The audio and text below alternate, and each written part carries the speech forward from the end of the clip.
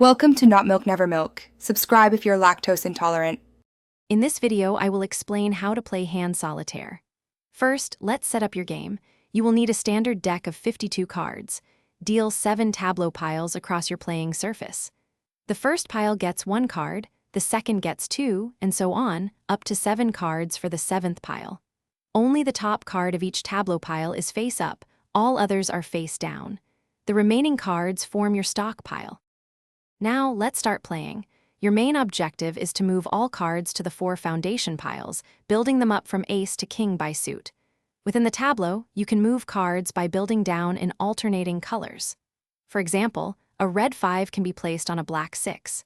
You can also move entire sequences of cards together. If a tableau pile becomes empty, you may place a king, or a sequence starting with a king, into that open space. Understanding a few key rules will greatly improve your game. Remember, you can only move a king, or a sequence starting with a king, into an empty tableau column. Always turn over any face-down cards that become exposed at the top of a tableau pile. This reveals new possibilities. Try to expose these hidden cards as quickly as possible.